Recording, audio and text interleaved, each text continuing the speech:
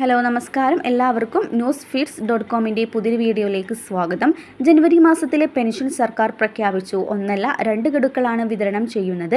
3200 രൂപ വീതമാണ് ഓരോ പെൻഷൻ ഗുണഭോക്താക്കൾക്കും ലഭിക്കാൻ പോകുന്നത്. 62 ലക്ഷത്തോളം വരുന്ന പെൻഷൻ ഗുണഭോക്താക്കൾക്കും ആനുകൂല്യങ്ങൾ എത്തിച്ചേരും. ഈ വെള്ളിയാഴ്ചയാണ് പെൻഷൻ വിതരണം ചെയ്യുന്നത്, അതായത് ജനുവരി 24 വെള്ളിയാഴ്ച. 1600 കോടിയിലേറെ സർക്കാർ ഇതിനായി ചിലവിട്ടിട്ടുണ്ട്. പ്രതിമാസം 800 കോടി എന്ന നിരക്കിൽ ജനുവരി മാസത്തിലെ പെൻഷനും അതുപോലെ കുടിശ്ശിക പെൻഷനും ചേർത്ത് 3200 രൂപയാണ് വിതരണം ചെയ്യുക. ഒരു വീട്ടിൽ 2 ആൾക്ക് പെൻഷൻ എത്തിച്ചേരുന്നുണ്ടെങ്കിൽ 6400 രൂപയോളം വീട്ടിൽ എത്തിച്ചേരും. ഇത് വലിയ സഹായമായി മാറുന്നതാണ്. മസ്റ്ററിംഗ് ചെയ്ത എല്ലാ ആളുകൾക്കും കൃത്യമായി തന്നെ തുക എത്തിച്ചേരുന്നതാണ്. അതുപോലെ തന്നെ സർക്കാർ ആവശ്യപ്പെട്ട പോലെയുള്ള സാക്ഷ്യപത്ര സമർപ്പണം എല്ലാവരും ചെയ്യാൻ ശ്രദ്ധിക്കുക. വിധവാ പെൻഷനും അവിവാഹിത പെൻഷനും കൈപ്പറ്റുന്ന സ്ത്രീ ഗുണഭോക്താക്കളാണ് ഇത് ചെയ്യേണ്ടത്. 60 വയസ്സിന് താഴെയുള്ള സ്ത്രീ ഗുണഭോക്താക്കളാണ് ഇത് ചെയ്യേണ്ടത്.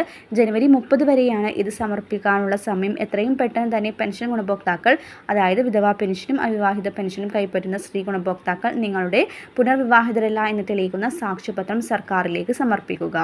വരും ദിവസത്തെ കൃത്യമായ പെൻഷൻ അറിയിപ്പ് തുടർന്നും നിങ്ങളിലേക്ക് ലഭിക്കാൻ ഈ ചാനൽ എല്ലാവരും മറക്കാതെ സബ്സ്ക്രൈബ് ചെയ്യുക.